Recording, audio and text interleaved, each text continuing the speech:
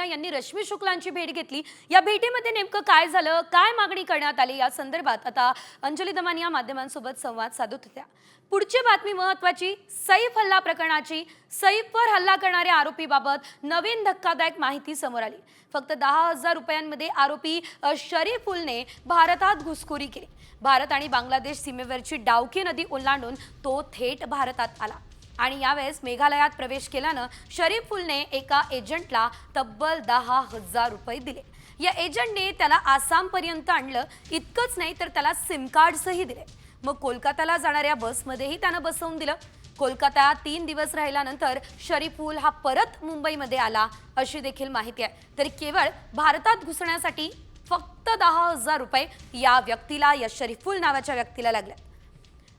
या संदर्भात आपण अधिकची अपडेट ग्राफिक्सच्या माध्यमातून घेतोय। मे महिन्यात डावकी नदी ओलांडून त्यानं भारतात प्रवेश केला। मेघालयात प्रवेश केल्यानंतर एजंटला 10,000 रुपये त्यानं दिले। एजंटने शरीफुलला आसामपर्यंत पोहोचवलं, सिम कार्ड सुद्धा दिले। एजंटने शरीफुलला कोलकात्याच्या बसमध्येही बसवून दिलेलं होतं।